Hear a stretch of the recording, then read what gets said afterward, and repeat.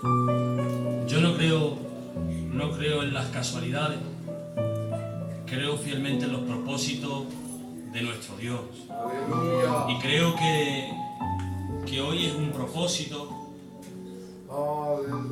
que Dios ha elaborado en su mente omnisciente, y no estamos aquí por casualidad.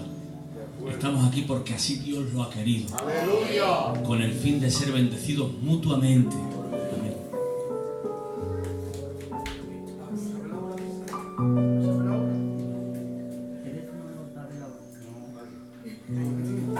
Digo, mira, como estoy mal de teléfono, me da uno de esos.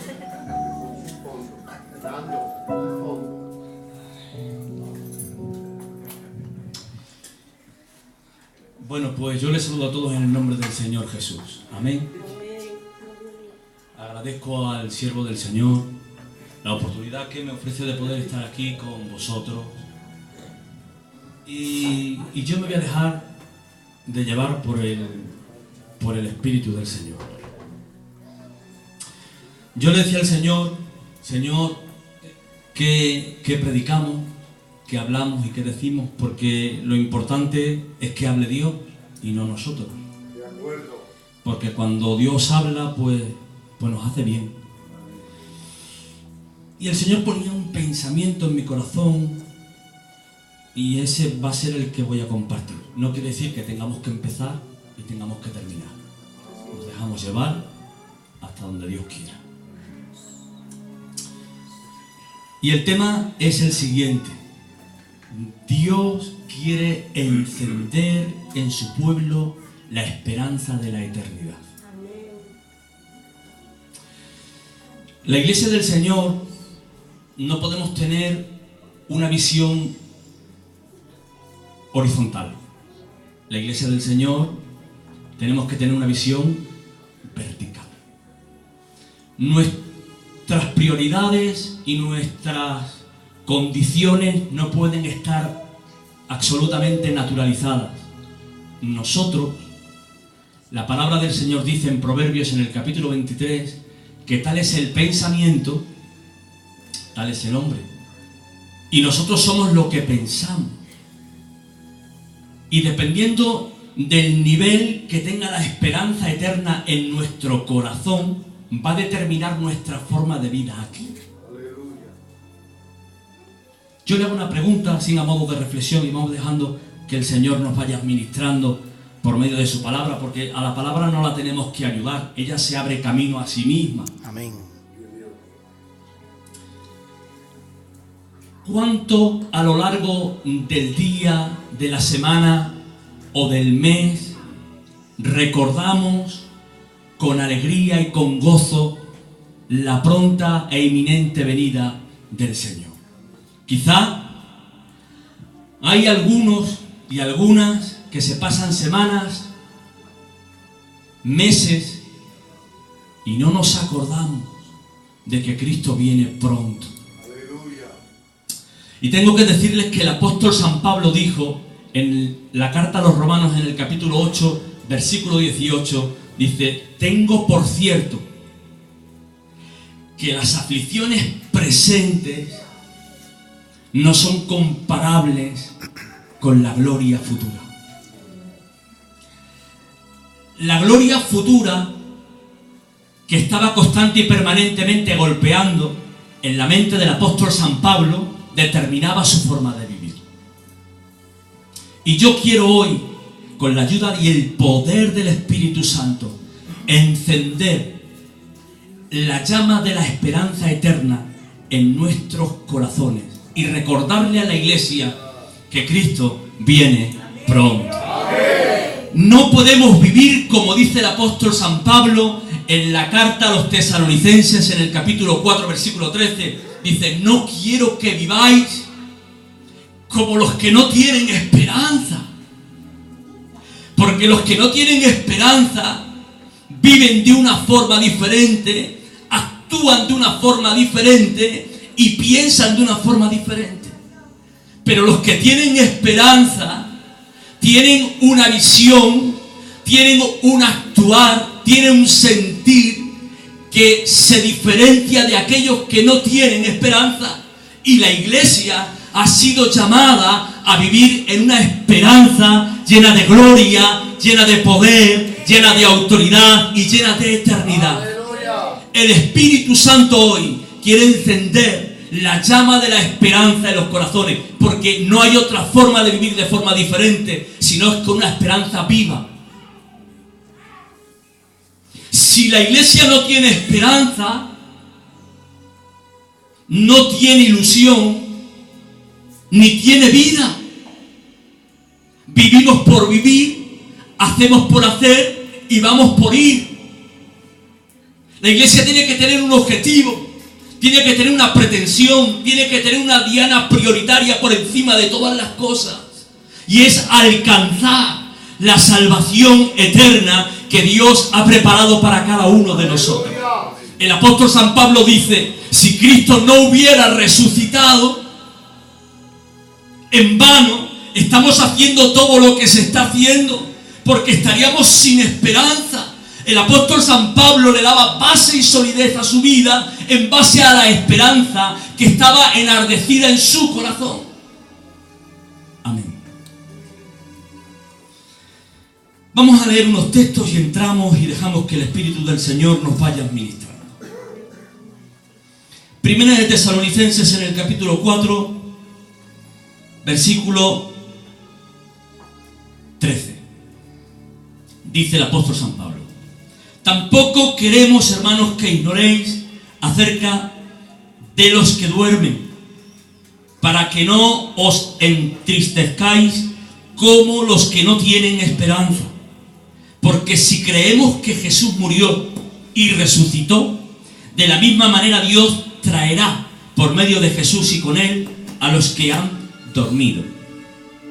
Pues os decimos esto por palabra del Señor: nosotros que vivimos, que habremos quedado hasta la venida del Señor, de ninguna manera precederemos a los que ya durmieron. Y dice el apóstol San Pablo: porque el Señor mismo descenderá del cielo con aclamación, con voz de arcángel y con trompeta de Dios, y los muertos en Cristo resucitarán primero. Luego nosotros, los que vivimos y habremos quedado, seremos arrebatados juntamente con ellos en las nubes para el encuentro con el Señor en el aire, y así estaremos siempre con Él. Y ahora dice el apóstol: por tanto, alentaos los unos a los otros con estas palabras. Alentaos con estas palabras. Cristo viene pronto. Cristo viene pronto. Le podemos dar un fuerte aplauso al Señor. Aleluya.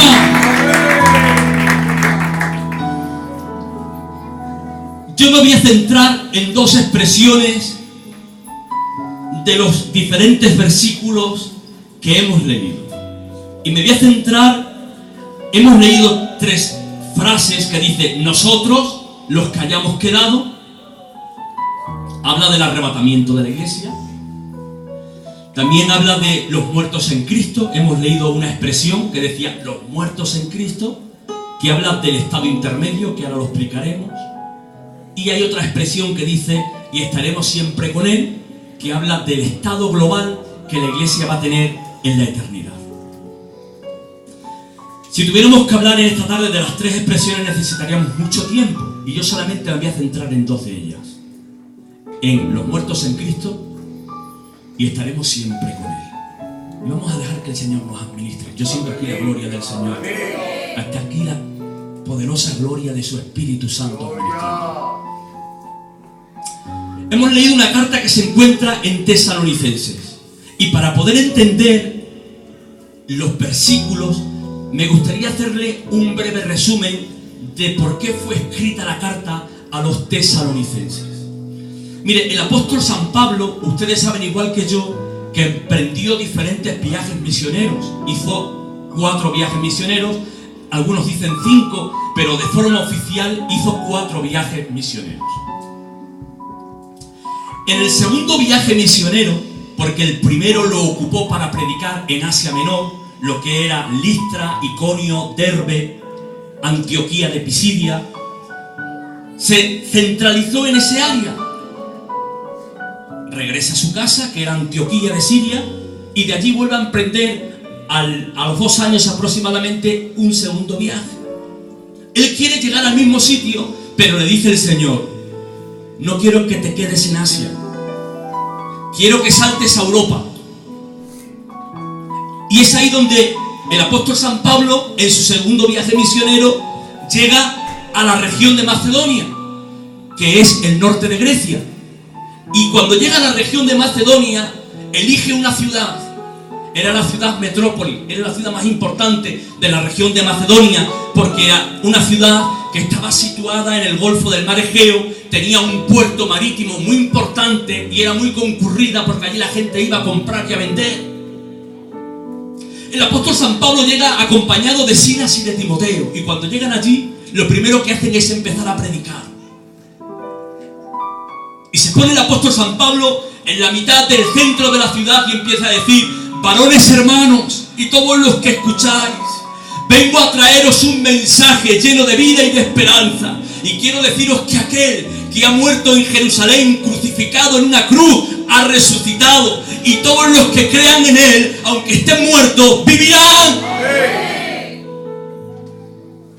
La palabra del Señor nos dice en las cartas paulinas de que rápidamente la onda expansiva de la palabra se empezó a propagar por todo Tesalónica. Pero el primer problema con el cual se encontró Pablo fue con los propios judíos que estaban viviendo en Tesalónica, porque ellos decían que cómo era posible que los gentiles tuvieran derecho a la salvación cuando la salvación era de forma exclusiva, según su criterio, para el pueblo hebreo. Y dice la Biblia que formaron un tumulto de gran perplejidad, y el apóstol San Pablo, viendo la situación, no quiso pararse de predicar. Le dice así a Timoteo: vámonos de Tesalónica, y nos dirigimos a Berea. Berea era otra ciudad que estaba dentro de la región de Macedonia, pero más al sur de la ciudad de Tesalónica, y allí empiezan a predicar. Cuando llegan a Berea, empiezan a predicar el mismo mensaje, porque el mensaje principal de los apóstoles era predicar de la esperanza de la vida eterna, porque es lo que da rendimiento, da fuerza, da vigor, da renuevo a la iglesia. Y cuando llegan a Berea, lo que hacen nuevamente es decir: varones hermanos, aquel que fue crucificado en Jerusalén como un traidor y como un malhechor, no lo era. Era el Hijo de Dios, y aunque ciertamente fue muerto, también es cierto que ha resucitado, y los que creen en él, aunque esté muerto, vivirán. La gente empezó a convertirse, la gente empezó a recibir la palabra. Pero los judíos que estaban en Tesalónica se enteran y bajan a Berea y hacen la misma operación y le dicen: tú aquí no puedes predicar, porque el mensaje que tú estás predicando no lo aceptamos. La salvación no es para Plasencia, la salvación no es para Extremadura, la salvación no es para España, la salvación es única y exclusivamente para Israel. Pero el apóstol Pablo dice: no, la salvación no tan solamente es para Israel, la salvación es para todos aquellos y aquellas que estén dispuestos a recibir a Cristo, al Hijo de Dios, en su corazón. El apóstol San Pablo tiene que salir huyendo de Berea y llega a Atenas, que ya estaba fuera de la región de Macedonia, en la región de Acaya. Y cuando están en Atenas le dice a Silas y a Timoteo: mira, hay una inquietud muy profunda en mi corazón, y es que ha habido gente que se ha convertido en Tesalónica y hemos tenido que salir huyendo. Pero la carga por las almas, que Dios nos ayude, iglesia del Señor, que las almas se están perdiendo, y nosotros ¿en qué nos estamos entreteniendo? Que la carga por las almas, amén, la carga por las almas no me deja de vivir, amén. ¿Y qué fue lo que ocurrió? Gracias, hermano. ¿Y qué fue lo que ocurrió? Que le dice: yo me voy a Corintio, que era una ciudad que estaba al sur de la región de Acaya, y vosotros suban a Tesalónica. Silas y Timoteo se van a Tesalónica, y el apóstol San Pablo se va a Corintio, va predicando por toda la región de Acaya. Cuando ellos llegan a Tesalónica, Silas y Timoteo recogen la información en la cual se encontraban los creyentes de Tesalonicenses, la recogen y empiezan a bajar desde el norte de la región de Macedonia para unirse con el apóstol San Pablo, que los estaba esperando al sur de la región de Acaya, en la ciudad de Corintio. Y cuando los ve el apóstol San Pablo después de unos meses, porque antes no es como ahora, que antes tenían que ir a pie y tenían que hacer 300 y 400 y 500 kilómetros para arriba y otros 300 o 400 kilómetros para abajo. Ahora con un coche en 2 horas nos ponemos de Plasencia a Badajoz, pero antes un viaje de esas características se tardaba meses y hasta incluso semanas. Cuando el apóstol San Pablo los ve, se salta todo el protocolo y lo primero que hace es preguntarles y les dice: ¿cómo están los hermanos que se han convertido en Tesalónica? Y dice el apóstol San Pablo: ¿cómo se encuentran? A lo que responde Silas y Timoteo, dice: están en un profundo desencanto y han entrado en un profundo desánimo, porque creen que los muertos en Cristo ya no tienen esperanza de la eternidad. La esperanza de la eternidad ha sido herida profundamente en sus corazones y han entrado en una profunda frustración. Y es cuando el apóstol San Pablo, en el año 50-51 después de Cristo, empieza a escribir la carta a los tesalonicenses y dice: no quiero que estéis tristes, porque los muertos en Cristo resucitarán primero y luego nosotros, los que hayamos quedado juntamente con ellos, seremos arrebatados para recibir al Señor en el aire, y así estaremos siempre con Él.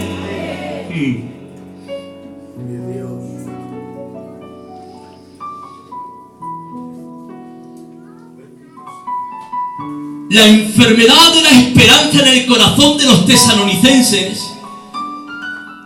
lo llevó a una profunda frustración, a un profundo desencanto. No tenían fuerzas para nada porque no había esperanza. Quiera Dios hoy que por medio del poder del Espíritu Santo, la esperanza de la iglesia actual de nuestros días sea encendida y enardecida por el poder del Espíritu del Señor. Porque dice Primera de Juan en el capítulo 3, porque los que tienen esta esperanza, solamente los que tienen esta esperanza, a sí mismos se purifican.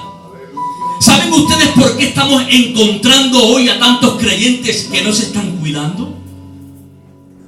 Que no se están santificando, que no se están purificando, porque no tienen esperanza de conquistar, porque no tienen esperanza de alcanzar, porque la esperanza de la eternidad en sus mentes es una leyenda tradicional, un cuento que ha pasado a ser una utopía y ha dejado de ser una realidad. Pero los que tienen esta esperanza, dice la palabra, a sí mismos se purifica, porque la esperanza ve lo invisible, siente lo intangible y logra lo imposible. Hoy hay mucha gente en medio de la iglesia que no ve lo invisible, solamente ve con los ojos naturales, ni siente lo intangible, no cree en lo espiritual, solamente en lo que sus manos pueden tocar, ni logran lo imposible, se frustran por las circunstancias que lo rodean. ¿Saben ustedes por qué? Porque hace falta que la esperanza y el poder del Espíritu Santo sea encendida en nuestros corazones. Le podemos dar un fuerte aplauso al Señor.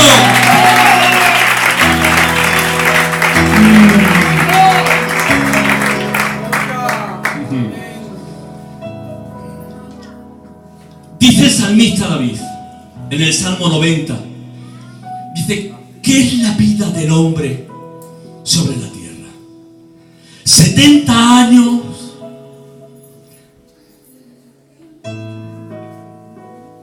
a los más robustos 80.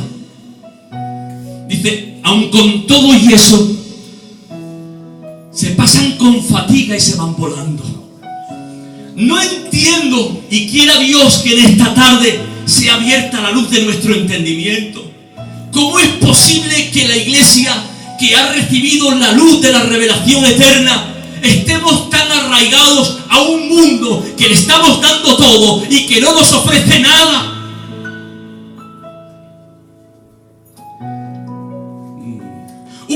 que dijo: no os toméis la vida demasiado en serio, porque ninguno vamos a salir vivos de ella.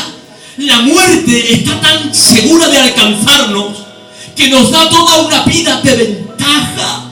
Y hubo un hombre que dijo una frase que me llamó profundamente la atención y dice, la vida es tan corta y el oficio de vivir es tan difícil que cuando aprendemos a vivir nos tenemos que morir. Iglesia del Señor, lo único que merece la pena es alcanzar la eternidad que Dios ha preparado para nosotros. No le des tanto a un mundo que no te va a dar nada. Invierte en la eternidad. Amén. ¿Cuántos están disfrutando en la presencia del Señor? Bueno, yo quiero entrar ahora y compartir lo que Dios ha puesto en mi corazón.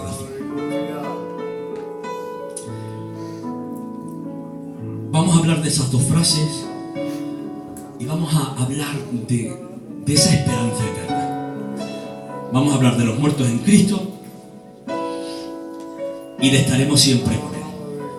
Hay una gloria especial aquí y tengo por cierto que Dios va a marcar un antes y un después. Lo creo, porque la palabra, dice Isaías, que nunca vuelve vacía, siempre cumple el propósito con el cual fue enviado. Lo creo fielmente. Si tuviéramos que predicar por nuestras propias competencias, no llegaríamos a ningún lado. Pero estamos manejando, estamos administrando, estamos esgrimiendo el poder de Dios, que es su palabra.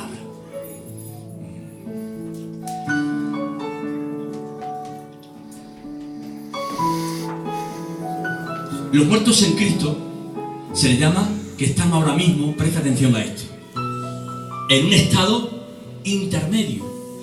Cuando hablamos de los muertos en Cristo, estamos hablando de los santos creyentes que nos han precedido y que ya están en el cielo, de nuestros seres queridos y de los hermanos de la iglesia. La pregunta es, ¿dónde se encuentran en este momento los santos creyentes que han partido con el Señor y que dentro de los términos bíblicos se le llama estado intermedio? ¿Dónde se encuentran? ¿Dónde y cómo? Estado y lugar. Segunda de Corintios, en el capítulo 12, versículo 2, dice el apóstol, conozco a un hombre en Cristo que hace 14 años, si en el cuerpo o fuera del cuerpo no lo sé, Dios lo sabe, fue arrebatado hasta el tercer cielo. Y conozco al tal hombre, si en el cuerpo o fuera del cuerpo no lo sé, solo Dios lo sabe, que fue arrebatado al paraíso, donde oyó palabras inefables que no les he dado a conocer al hombre. Y Apocalipsis, en el capítulo 2, versículo 7, dice, el que tiene oído, oiga lo que el Espíritu dice a las iglesias. Al vencedor le daré a comer del árbol de la vida que está en medio del paraíso de Dios. Y Apocalipsis 22 nos habla del paraíso. Y nos dice que el paraíso no es el cielo en su extensión, sino que es una dependencia del cielo eterno de Dios. Es una habitación de la casa del cielo eterno. Quiere decirse que los santos creyentes que han partido con el Señor, a diferencia de los santos del Antiguo Testamento, cuando han muerto no han ido al seno de Abraham, sino que ahora mismo están en el paraíso de Dios. En un lugar del cielo, no en el cielo en su extensión, en un lugar del cielo. Ahí están los santos creyentes. La pregunta es, ¿cómo se encuentran en este momento?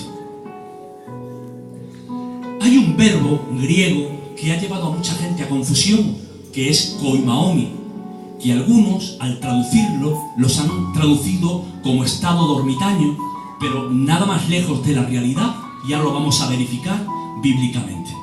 La palabra koimaomi significa descanso, relaj, tranquilidad, pero no ausencia ni tampoco inactividad.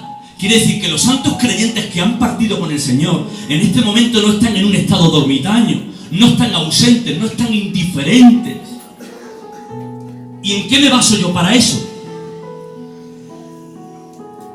Mire, Apocalipsis, en el capítulo 7, versículo 15, dice, cuando abrió el quinto sello, vi debajo del altar las almas que habían muerto por causa de la palabra de Dios y del testimonio que tenían. Presta atención aquí. Clamaban a gran voz, diciendo, ¿hasta cuándo, Señor santo y verdadero, ¿vas a tardar en juzgar nuestra sangre de los que habitan sobre la tierra? Entonces se les dio vestiduras blancas y se les dijo que descansaran todavía un poco de tiempo hasta que se completara el número de sus consiervos, que también tenían que ser muertos como ellos. Entonces uno de los ancianos habló diciéndome: estos que están vestidos de ropa blanca, ¿quiénes son y de dónde han venido? Yo le dije: Señor, tú lo sabes, dice Juan. Y él me dijo: estos son los que han salido de la gran tribulación. Han lavado sus ropas y las han blanqueado en la sangre del Cordero. Por eso están delante del trono de Dios. Le sirven de día y de noche y le claman. ¿Saben ustedes quién es esta multitud vestida de ropas blancas? No es la iglesia. Son los que no van a entrar en el arrebatamiento y van a experimentar la gran tribulación. Pero es un referente, un ejemplo, un paradigma que se ajusta perfectamente a lo que estamos hablando. Porque estos que mueren durante la gran tribulación y están ahí clamando día y noche delante del trono de Dios, están en el mismo estado que están ahora mismo los santos creyentes que han partido con el Señor y que pertenecen a la iglesia. Están en el alma y en el espíritu, porque no tienen cuerpo. Lo cogen cuando termina la gran tribulación y antes de que comience el reinado mesiánico. Pero el tema es que por estar en el alma y en el espíritu, no están durmiendo, ¿verdad? No están ausentes. Los santos creyentes que han partido con el Señor en este momento están en el alma y están en el espíritu. Les falta el cuerpo, que lo recogerán el día del arrebatamiento. Pero por el hecho de estar en el alma y en el espíritu, no están en un estado dormitaño, no están ausentes, no están inactivos, no están indiferentes. Porque los que están en el alma y en el espíritu esperando el cuerpo que van a recoger después de la gran tribulación, las palabras del Señor dicen que están clamando delante del trono de Dios día y noche. Por eso tengo que decir que los santos creyentes que han partido con el Señor no están dormidos, no están ausentes, no están indiferentes, están dándole la gloria, la honra y la alabanza a aquel que vive y que reina por los siglos de los siglos. Hubo un hombre que dijo que el regalo de la felicidad le pertenecía a quien lo desenvolvía. Y ellos, que han llegado así, con dolor, con esfuerzo y con perseverancia, han desenvuelto el regalo de su felicidad. Y lo han desenvuelto para estar dormidos, lo han desenvuelto para estar indiferentes. Yo digo que no, lo han desenvuelto para estar disfrutando, para estar gozando, para estar alabando y para estar glorificando a aquel que vive y que reina. Pero también que se entere Satanás en esta tarde que no solamente lo han logrado desenvolver ellos, sino que nosotros, la iglesia de Nueva Vida, venga lo que venga, ocurra lo que ocurra, pase lo que pase, suceda lo que suceda, lo vamos a desenvolver y vamos a estar delante de la presencia de Dios, dándole la gloria, la honra y la alabanza. No se entretenga, por favor, con 4 perjuicios de la vida que nos están matando espiritualmente.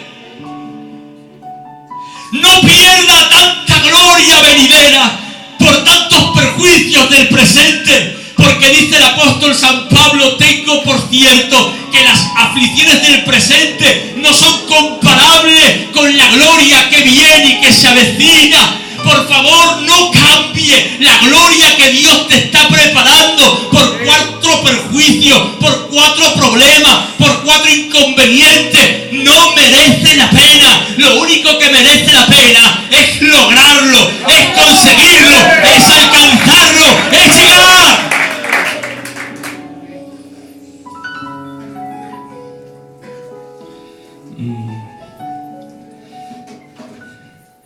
Y la palabra del Señor nos dice que en el día del arrebatamiento, ¿cuántos lo esperan? A ver. Pueden levantar su mano al cielo, lo pueden confirmar con un fuerte y un vivo amén. En el día del arrebatamiento, porque aunque los santos creyentes que han partido con el Señor se están gozando y están disfrutando, el apóstol San Pablo dice que están en un estado de desnudez.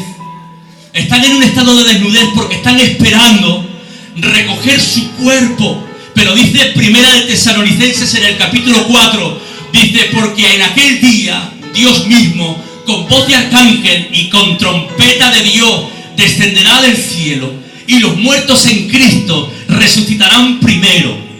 Habrá tal gloria y tal influencia de poder en el día del arrebatamiento, que las lápidas que durante años han sellado a los cuerpos de los santos creyentes, que los tienen limitados, y con el paso del tiempo su cuerpo se ha petrificado y han entrado en una profunda descomposición molecular, aquel cuerpo que se ha convertido en ceniza, en aquel día la palabra del Señor dice que de la ceniza Dios sacará un cuerpo glorificado, preparado para vivir eternamente y para siempre, y dejarán de estar en un estado de desnudez para ser revestidos con un cuerpo de gloria.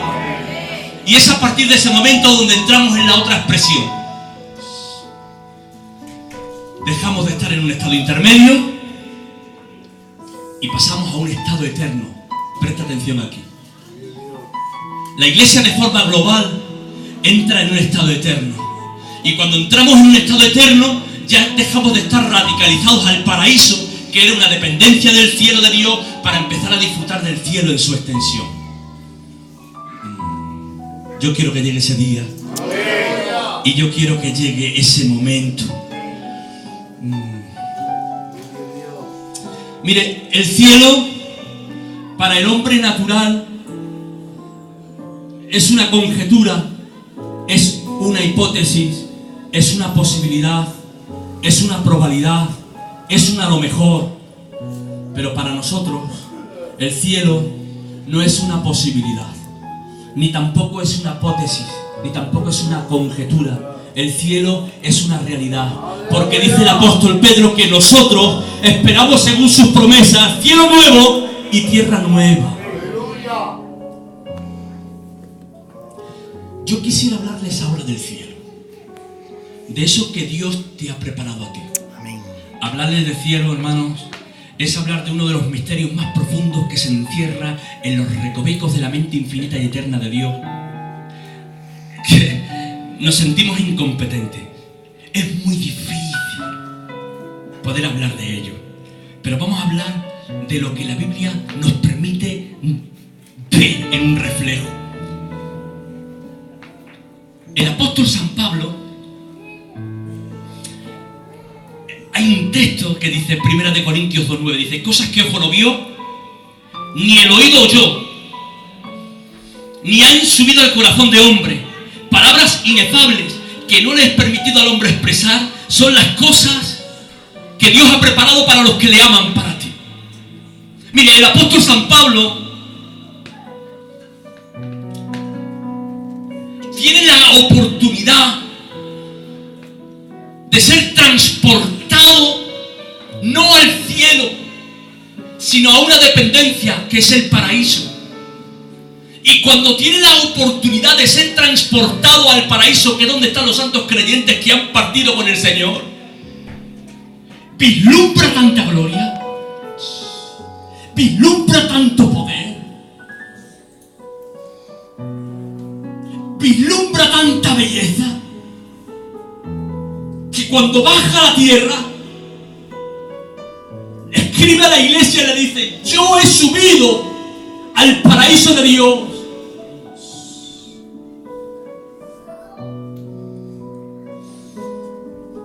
Y se me ha permitido ver una dependencia del cielo eterno. ¿Y qué puedo decir? Cosas que ojos no vieron, ni oídos escucharon. Palabras inefables. Una palabra inefable es que no tienes capacidad de poder definirla. Pensamientos que no han subido nunca jamás al corazón del hombre. Son las cosas que Dios ha preparado para los que le aman.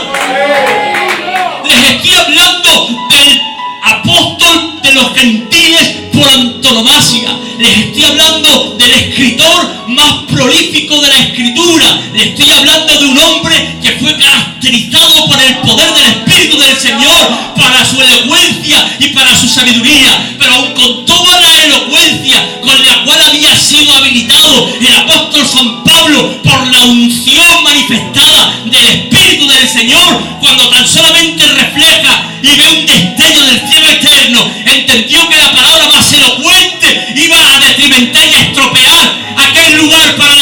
silencio y dijo la mejor forma de decir la belleza que tiene aquel lugar es guardar silencio.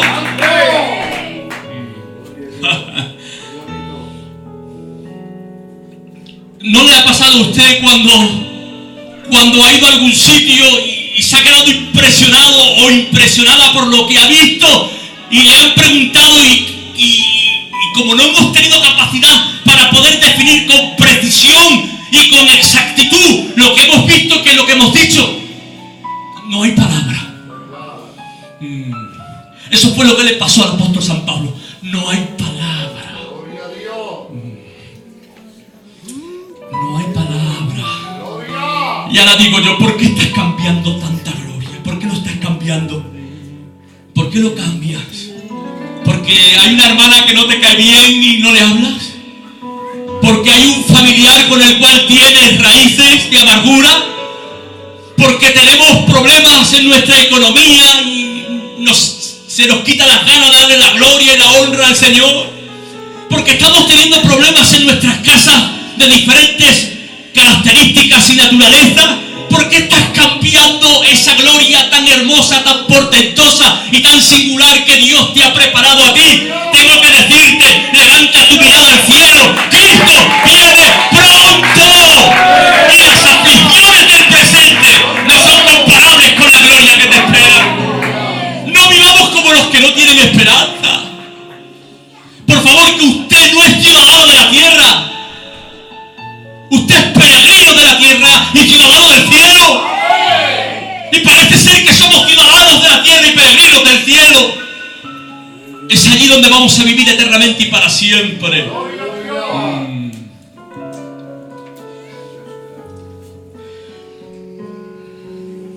Le voy a leer un versículo. Presta atención a esto.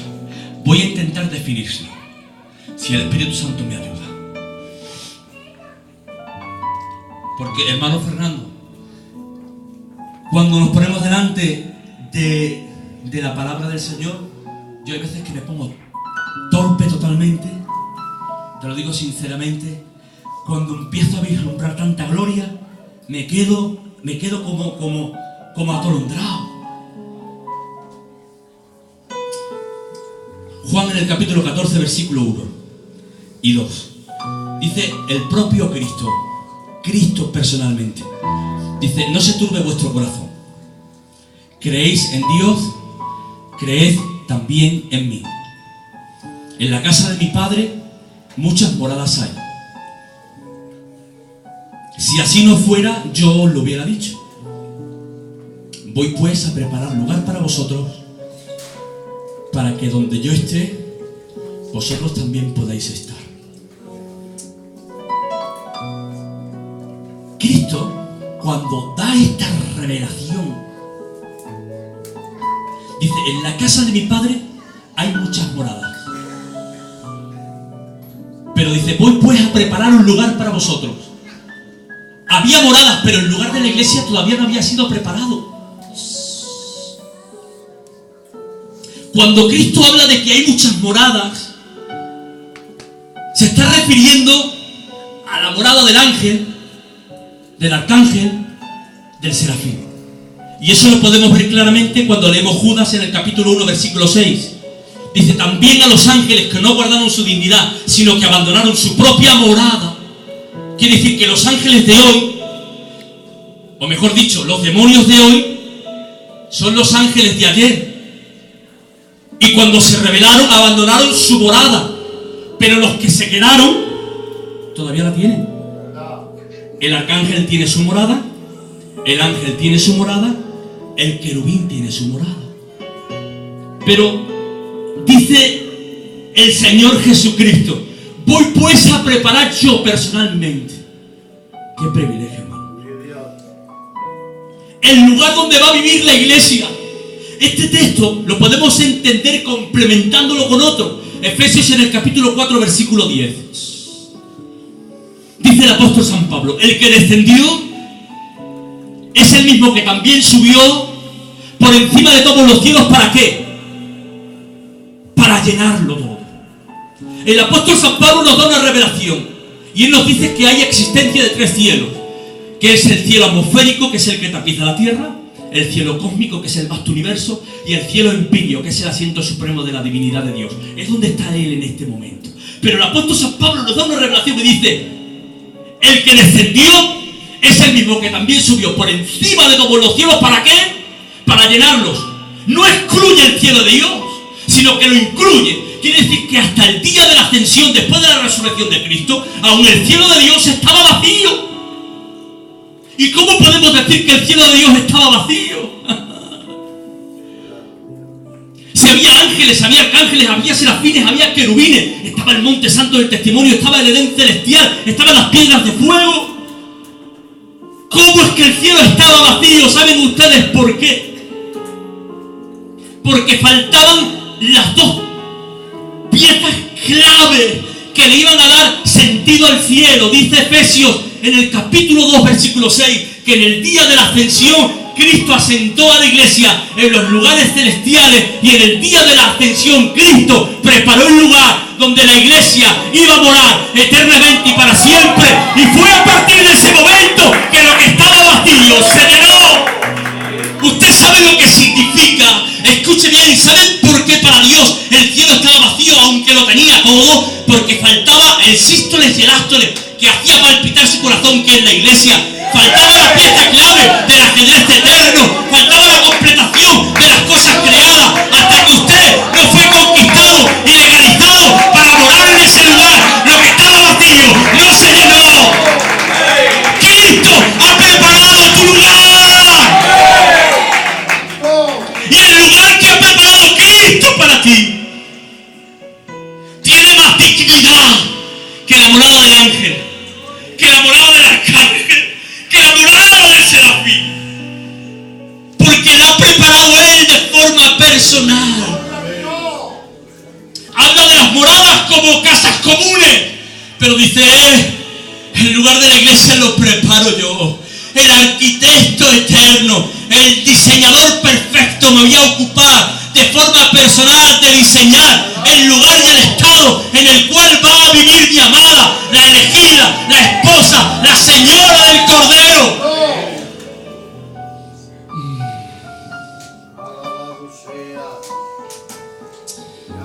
Cristo viene pronto. Por favor, no te entretengas con las cuatro pequeñeces de la vida. Cristo viene pronto y es mucha la gloria que te espera.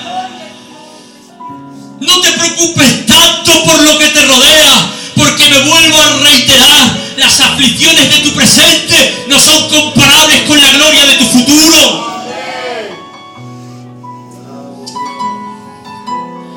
Mire, la Biblia nos habla mayormente de lo que no hay en el cielo. Presta atención a esto. La Biblia nos habla de lo que no hay. En su mayoría, el mayor contenido que tenemos de lo que es el cielo, donde la iglesia va a morar, la Biblia nos revela lo que no hay. Dice: no habrá mar. En el cielo no habrá mar. Ya no tendremos problemas con las piscinas ni con los mares.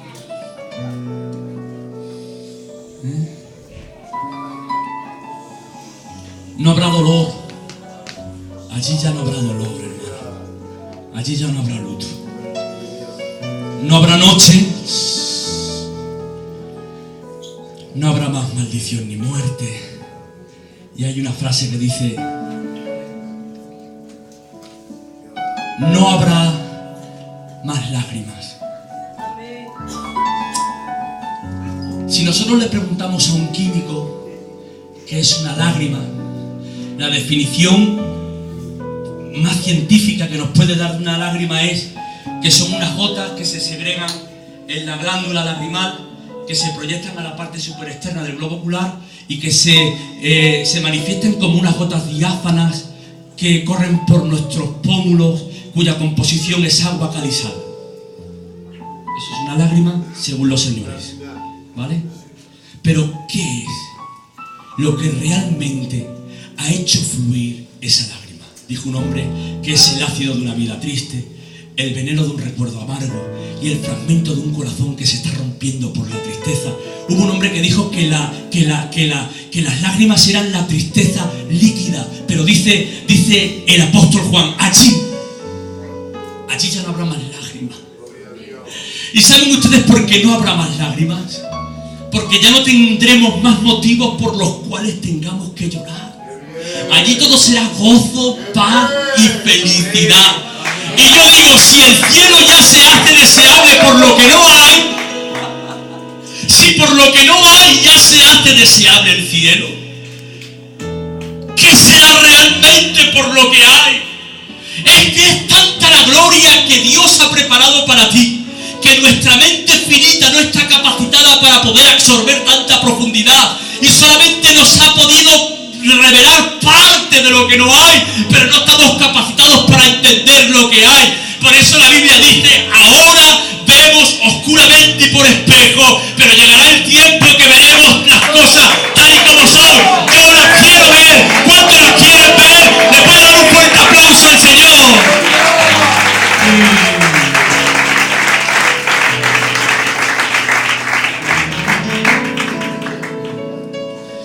Me quedan 5 minutos. Amén. Yo me estoy gozando. Y siento la presencia del Señor. Está aquí el Espíritu Santo.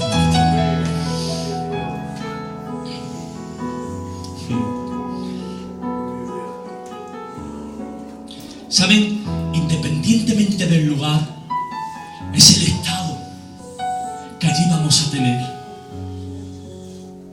La Biblia dice que ahora conocemos en parte, pero lo que es en parte se acabará.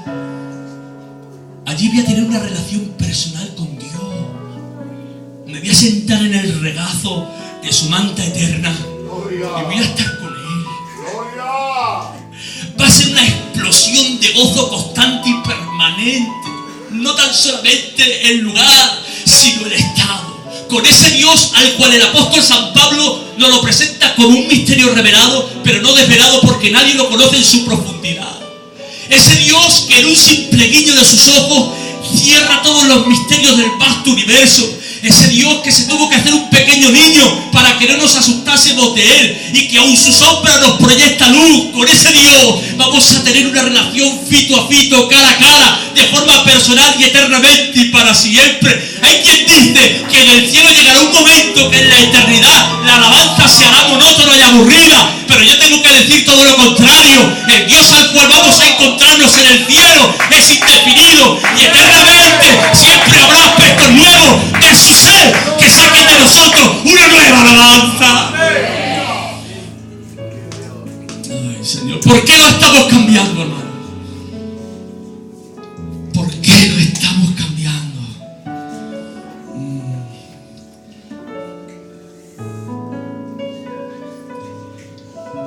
Dios tiene un propósito contigo y es llevarte al cielo. Dice, y me quedan 5 minutos, dice Efesios en el capítulo 3, versículo 11, dice, conforme al propósito eterno que Dios hizo en Cristo Jesús, Señor nuestro. Un propósito que estaba elaborado en el conocimiento unisciente del ser eterno de Dios, dice una versión, en su presente eterno y en su estado persistente.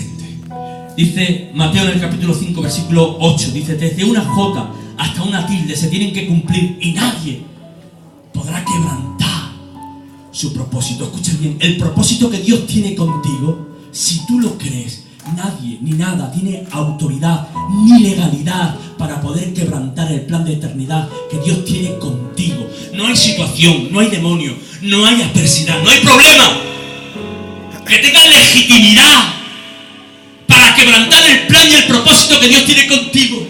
Mire, a lo largo de la historia, yo en algunas ocasiones pongo este ejemplo. Ha habido 2 hombres que han ganado batalla después de muertos. Uno fue el famoso, conocido señor de Castilla, el Cid Campeador, que ganó una batalla después de muerto, pero hubo otro caballero con más gloria que el Cid Campeador, que también ha ganado otra batalla después de muerto. Y la diferencia entre uno y otro es que los enemigos del Cid Campeador le temían porque creían que estaba vivo. Sin embargo, aun sus enemigos, que es el ejército más poderoso, más diabólico y más satánico, al cual se ha podido enfrentar ningún hombre, aún sabiendo que estaba realmente muerto, no se atrevieron a quebrantar ni tan solamente una de sus palabras. Y cuando él dijo en el testamento de su palabra, Salmo 34:20, que ninguno de sus huesos serían quebrantados, cuando Cristo está en la cruz, clavado de pies y de manos, embargado por una profunda fiebre traumática, todas las células de su cuerpo ensangrentadas, dando la mayor expresión de indefensión, cuando vienen los toros de Basán para cornearle, cuando vienen los perros diabólicos para morderle, cuando se están acercando para romperlo, para maltratarlo, para machacarlo, para triturarlo, el jefe de ese ejército satánico pega una voz y dice: ¡quieto! Porque ese que está en la cruz dejó escrito en el testamento de su palabra que ninguno de sus huesos podría ser quebrantado. Y digo yo hoy en esta tarde a la iglesia del Señor: si Cristo estando en la cruz, clavado de pies y de manos, embargado por el dolor y el sufrimiento, dando la mayor expresión de indefensión, Satanás no se atrevió ni a quebrantar uno de sus huesos, cuanto menos hoy, que ha resucitado de entre los muertos, que ha subido al cielo eterno de Dios, que lleva en su mano la espada y la cabeza del perdedor. ¡No hay demonio! Si Satanás no se atrevió ni a quebrantar un solo hueso del crucificado, se va a atrever a quebrantar el macro propósito que Dios tiene contigo. ¡Nos vamos por el cielo! ¡Nos vamos por el cielo! ¡Cristo viene pronto! Y los que tienen esta esperanza, a sí mismo se purifican. ¡Levanta tu mirada al cielo! Por favor, no te entretengas con cuatro pequeñeces de la vida.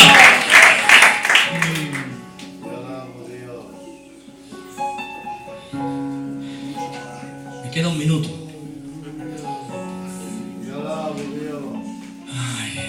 Está aquí la presencia del Señor.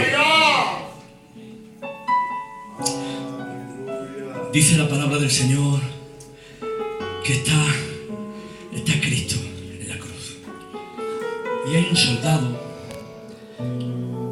que la historia le llama Longino. Tenía nombre de reloj. Que tomó una lanza y la atravesó el costado. Hay quien dice que fue la lanza de Longino la que rompió el pericardio del corazón de Cristo. Pero científicamente se ha comprobado que no es así, porque Juan dice: yo vi su costado y vi cómo salía sangre y agua. Juan pudo disociar, distinguir los dos líquidos. ¿Saben ustedes por qué? Porque el corazón de Cristo ya había dejado de bombear antes de que entrara la lanza. Si el corazón de Cristo hubiera estado bombeando cuando la lanza entró, los líquidos se hubieran mezclado. ¿Saben ustedes qué es el pericardio? Yo lo sé porque lo he tenido que leer y más o menos se lo explico. El pericardio es una bolsa serofibrosa que tenemos todos alrededor del corazón, que tiene un líquido de forma acuosa que es parecida al agua, que sirve como de amortiguador para que el corazón no se lesione. Cuando nos dan un susto, que se nos sobrecoge el corazón, lo amortigua el pericardio. Cuando hacemos un movimiento brusco, el pericardio sirve como de amortiguador en el corazón. Cuando Cristo está en la cruz, gloria a Dios, empezó a hacer uso de su omnisciencia, de su reminiscencia eterna. Empezó a acordarse de ti.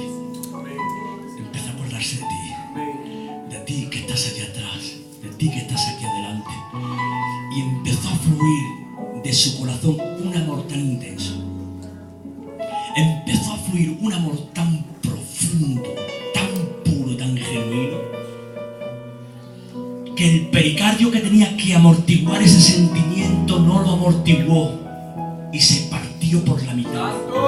No fue la lanza de Longinos lo que rompió el corazón de Cristo, fue el amor que brotó del corazón del crucificado por la iglesia de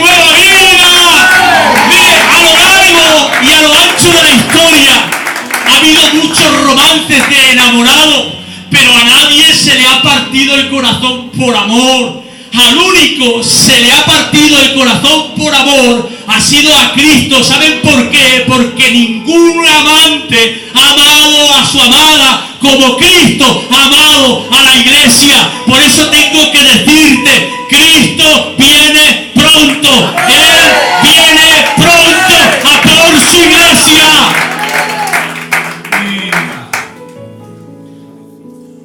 Las aflicciones del presente no son comparables con la gloria del futuro. Y por muy mal que lo estés pasando, guárdate esta frase.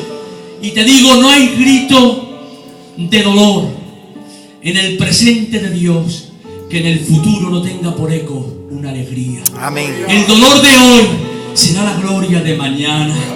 Mire, hay veces que decimos, Señor, pero ¿por qué me está pasando esto? ¿Pero por qué me está ocurriendo aquello? ¿Pero por qué me está pasando lo otro? Tengo que decirte que la Biblia dice que es necesario que a través de muchas cargas y tribulaciones entremos en el reino de Dios. Y no podemos llegar al cielo con los ojos secos. Tenemos que llenar al cielo con los ojos llenos de lágrimas para que se pueda cumplir ese texto que dice allí: Dios enjugará la lágrima de todos ellos. Y hay veces que solamente los ojos que han llorado son los que ven con más claridad. Por eso te tengo que decir que Jesús dijo: yo soy el camino, la verdad y la vida. Y con respecto a la verdad tengo que decir, la verdad puede tener un parto difícil, pero más tarde o más temprano dará luz. Y el que ha dicho que viene, vendrá.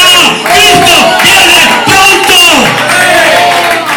Prepárate para recibirlo. Amén. Yo no te quiero cansar más. Hay un ambiente especial de Dios, Señor. Solamente, por favor, deja de mirar de forma tan natural. Empezamos a pensar de forma espiritual. No vivamos como los que no tienen esperanza. Vivamos como los que tenemos esperanza. Con esto voy a terminar. No hemos dicho algunas veces, una persona pudiente, Ramón, una persona acaudalada, que estropea su vida por una simpleza, por 4 tonterías, por 4 monedas. Decimos, pero si está tontado, está atolondrado, este tío no carbura, con todo lo que tiene, con todo lo que se va a mezclar ahora en... Y eso muchas veces nos pasa a nosotros, siendo poseedores de una herencia de tanta gloria. Nos mezclamos en 4 simplezas de la vida y la ponemos en peligro. Amén. Por favor, dejen de mirar de forma natural y empecemos a mirar de forma vertical. Cerramos nuestros ojos, damos al Señor muchas gracias. Vamos a apagar esta luz un momento.